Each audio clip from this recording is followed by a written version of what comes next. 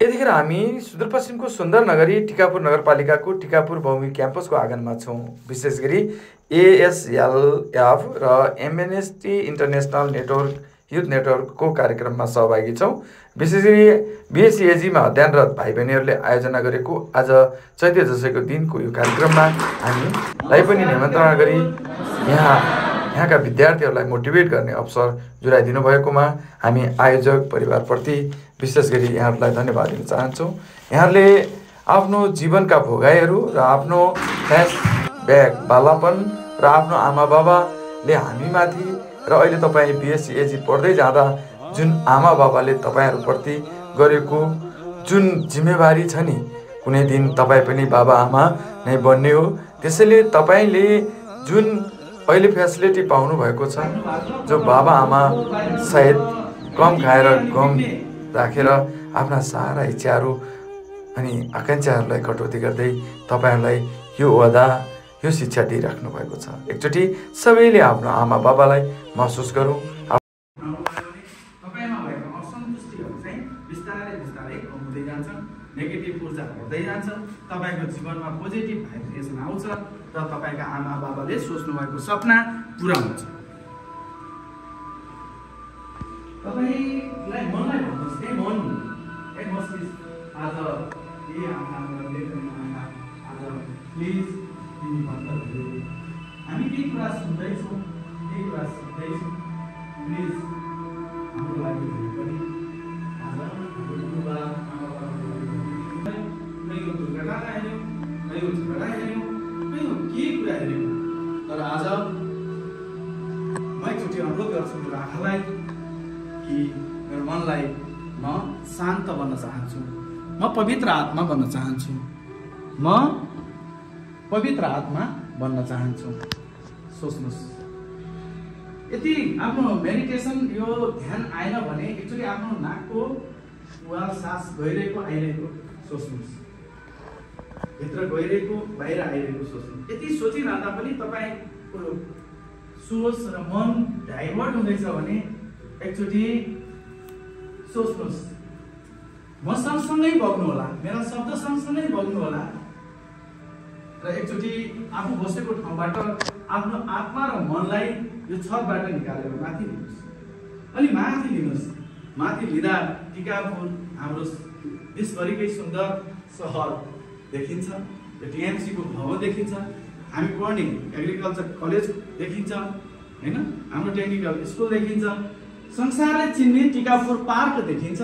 त्योभन्दा माथि लिनु कर्णाली ब्रिज देखिन्छ, त्योभन्दा माथि लिनु अपी सैपाल देखिन्छ, त्योभन्दा माथि आफ्नो मनलाई उचालेर लैजानुहोस्, अझै माथि लैजानुहोस्।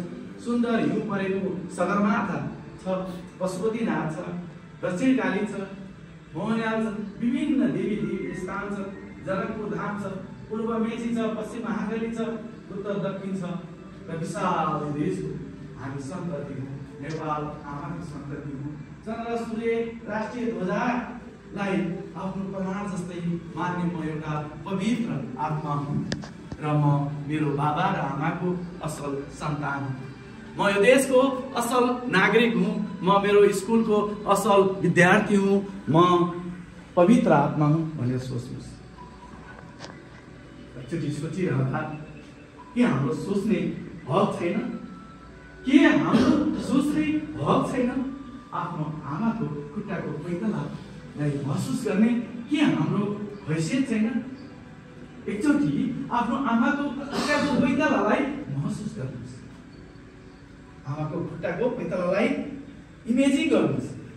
न बुढा न गर्भ, जहाँ हामीलाई 9 महिना 7 दिन आमाले कोखमा राख्नुभयो।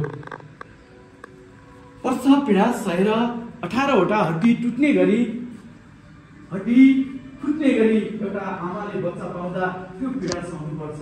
त्यो सहेर यो संसारमा ल्याउने आमालाई सम्झिनुहोस्। आफ्नो आमालाई सम्झिरहँदा आज टाढा हुनुहुन्छ, पढाइको सिलसिलामा टिकापुर हुनुहुन्छ, कोही बैतडीको हुनुहुन्छ, कोही दार्चुलाको हुनुहुन्छ, कोही पूर्वको हुनुहुन्छ, कोही पश्चिमको हुनुहुन्छ। एकचोटि आमालाई महसुस गर्नुहोस्। बिहान उठ्यो, किताब हेऱ्यो, पढ्यो, साँझ पढ्यो, 24 घण्टा पढ्नै छ। तर आमालाई कहिलेकाहीँ हामी सम्झिन्छौँ, आज आमालाई यसरी सम्झिन्छौँ। र आमाको कोखलाई सम्झिँदै गर्दा हामी जन्मिँदै गर्दा आमाले हामीलाई कोखमा राखेर स्तनपान गरेको पवित्र अमृत पाएको एकचोटि महसुस गर्नुहोस्। मेरो सानो छोरीले जसरी चकचक गऱ्यो त्यो सानो अवस्थामा पेटभित्र हामीले कति घन्टा हाल्यौँ, बाहिर हुँदा कति आछी गऱ्यौँ, हिसाब पिसाब गऱ्यौँ। हाम्रो आमाले हाम्रो आछी र पिसाब छोड्नुभयो। अनि आमाले सेनिटाइजेसन थिएन होला, कयौँचोटि हामीले आमाले जानी नजानी हाम्रो दिशा पनि खानुभयो। एकचोटि आफ्नो आमाको ती औँलाहरू, ती हप्केलाहरू मसाज स्मरण मस्तिष्कले मसाज गर्दै आमा तपाईँका पवित्र हातले मलाई हुर्काएर म आज BSc first year second year पढ्दैछु। आमा हजुरले नहुर्काइदिएको भए म आज यहाँ काम हुँदै भनेर आमालाई भन्नुहोस् एकचोटि। र आमालाई भनिरहँदा आमाले सोचिरहनु भएको छ।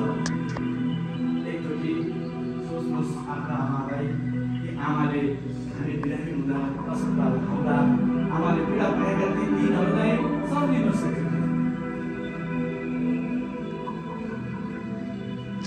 हामीले गल्ती गर्दा आमाले हामीलाई लुकाएको, हाम्रा बाबाबाट बचाएका दिनहरू पनि छन्। जानी नजानी गल्ती गरेर हामीले आमालाई कयौँ दिन ठग्यौँ, कयौँ दिन आमालाई रुवायौँ।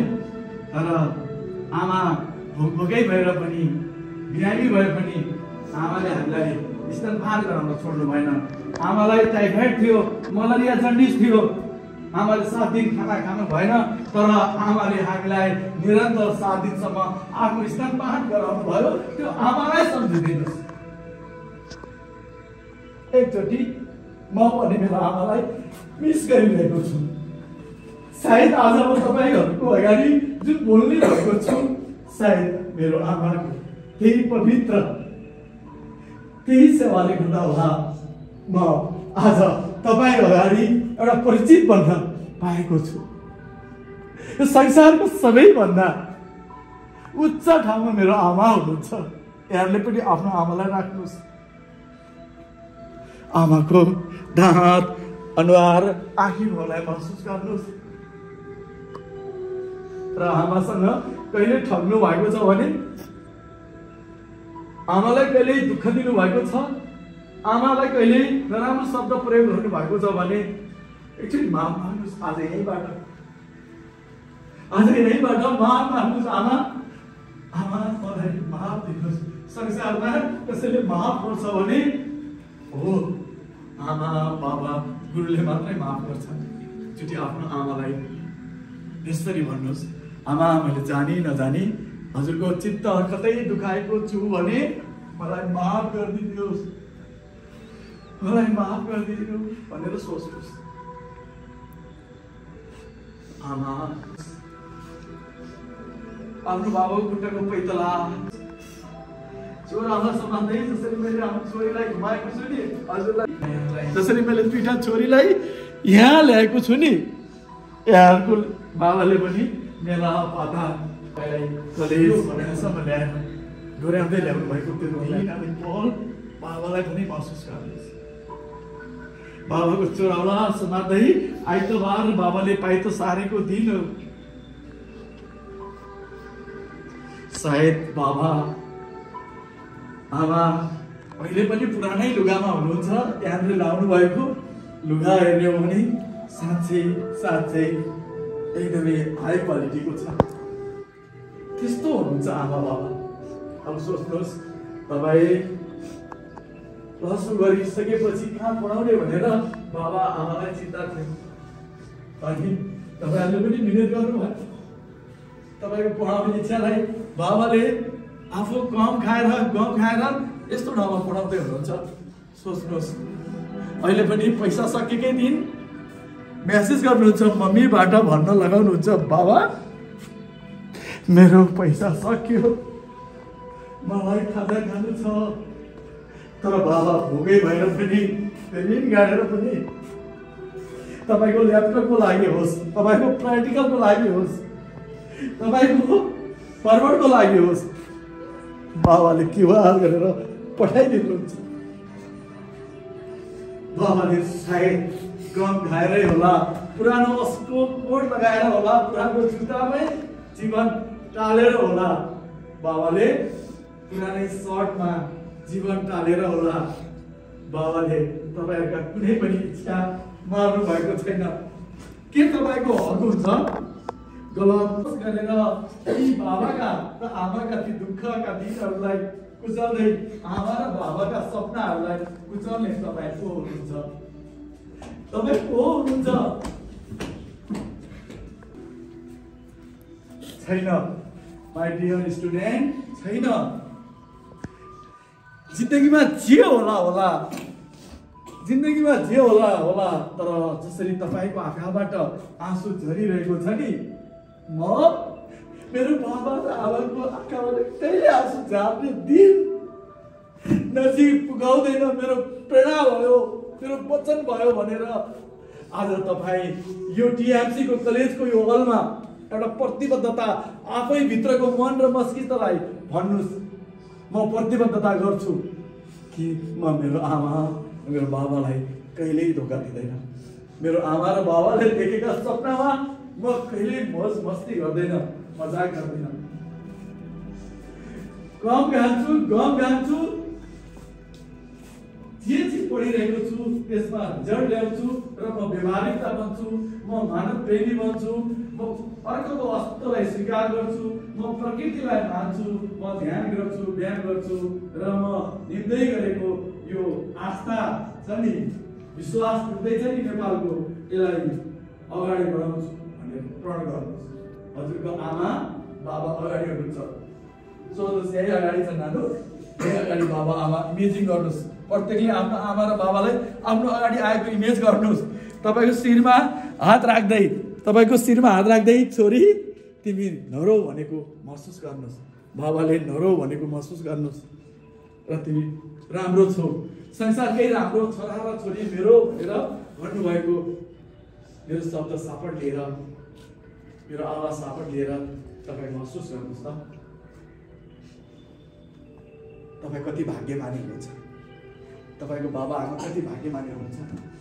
एकचोटि आफ्नो आमा बाबालाई महसुस गर्दै प्रण गर्नुहोस्, म कहिल्यै कुलतमा बस्ने छैन, म को बाटोमा जाने छैन, म एकदमै मेहनती हुनेछु, म एकदमै निडर हुनेछु, म एकदम साहसी हुनेछु, म मन र वचन र कर्मले सधैँ योग्य नागरिक बन्नेछु, म परमात्मासँग जोड्नेछु जसलाई हामीले देख्न सक्दैनौँ। अब सुन्नुहोस्, यी त हाम्रा आमाको कथा भए र एकचोटि बाबा आमा जस्तै एकचोटि गुरुलाई सम्झिनुहोस् त, हजुरलाई पढाउने गुरु कति राम्रो हुनुहुन्छ। सानो बच्चा कागको दुध खाने बच्चादेखि लिएर 80-85 वर्षका बुढाहरू जो कुष्ठरोगी हुनुहुन्छ, मनोरोगी हुनुहुन्छ, ती बाबाको पीडा निकाल्दा, ती आमाका आँसु पुस्न पाउँदा मलाई लाग्छ आज संसारको युद्ध जितेर महान होइन कि प्रेमको युद्ध जितेर महान भएको एउटा आफूलाई योद्धा सम्झिन्छु। म सबैको भलो चाहन्छु, म सबैको कल्याण चाहन्छु, म सबैको जय होस् भन्न चाहन्छु र सबैको जय हुनुपर्छ, सबैको कल्याण हुनुपर्छ।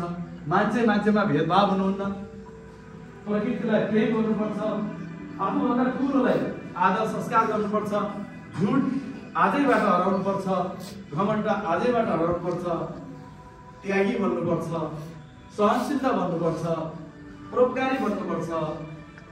यही भन्नु होला हजुरको आमा र बाबाले केही सन्देश पठाउनु भएको छ र तपाईँले आज साँझको बाह्रमा मैले धेरै पैसा मागेको छु, अब म माग्दिनँ बाबा, हजुरलाई कति दुःख होला, आमा कति दुःख होला भनेर फोन गर्नु होला।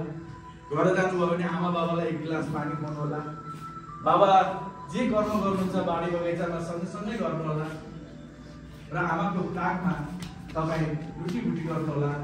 म यो 75 वर्ष मेरो आमा हुनुहुन्छ, अहिले पनि गएर आमाले मेरो टाउकोमा तेल लगाइदिनुहुन्छ, ढाडमा तेल लगाइदिनुहुन्छ, खुट्टामा तेल लगाइदिनुहुन्छ।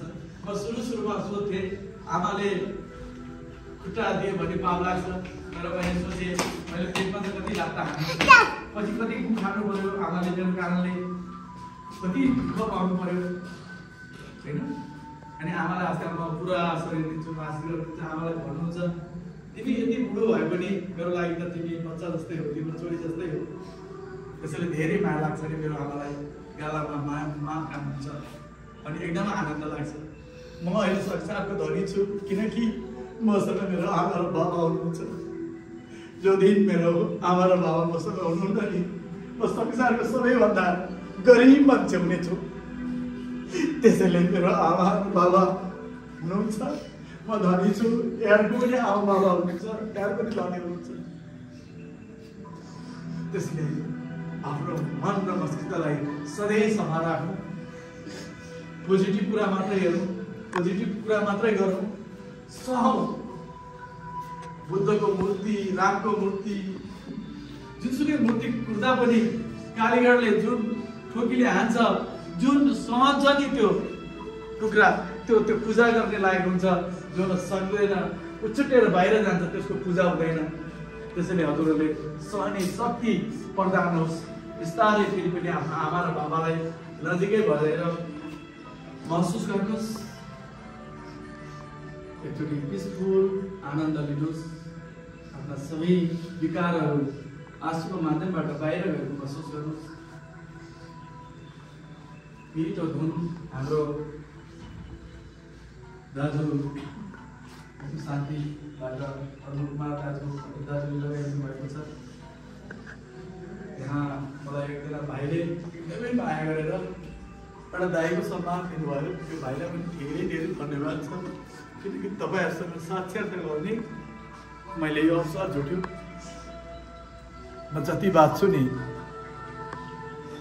सेवामै एक सासहरूसम्म सेवाई गर्न सकूँ। बिस्तारै आफ्नो आमाबाबु सम्झिँदै त्यो माथिबाट हामीले हेरिरहेको ठाउँबाट फेरि निहाल्नुहोस्। कर्णाली, सगरमाथा, पूर्वमेची महाकाली, पशुपतिनाथ, टिकापुर पार, कर्णाली ब्रिज, टिकापुर जहाँ हामी बसिरहेको स्कुल, यहाँबाट भित्र छिर्नुहोस्। हामी बसिरहेको स्थान, हाम्रो कुर्सी, हाम्रो साथी, यहाँ क्याम्पस प्रमुख सर, हम शान्तिको आदरणीय दाजु सम्पूर्ण यहीँ छौँ। हामी यहीँ रहेछौँ।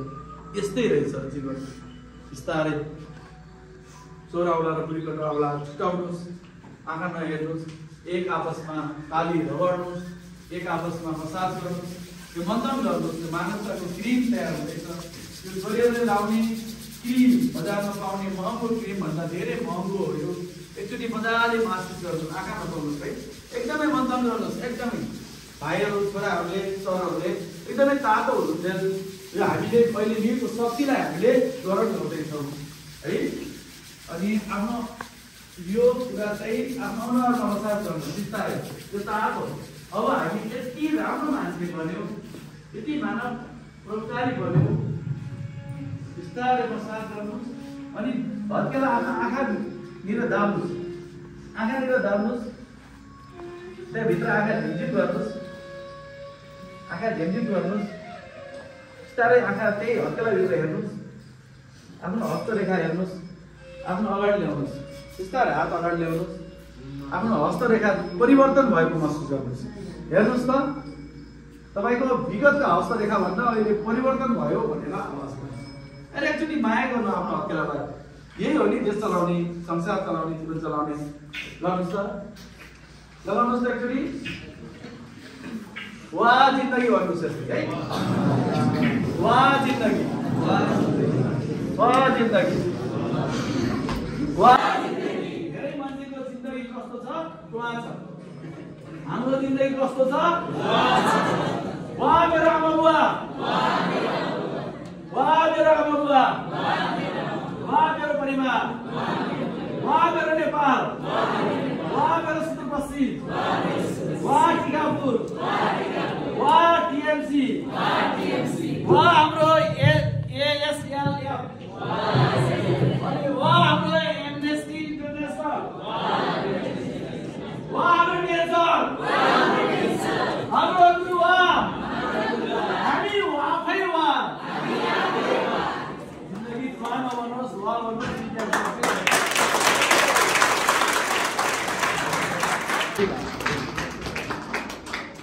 भाइले पहिलो क्लास सुन्नु भएको थियो, उहाँ क्रेजी हुनुभयो। आज उहाँकै कारणले चाहिँ म हजुरसँग साक्षात्कार हुनु पाएँ।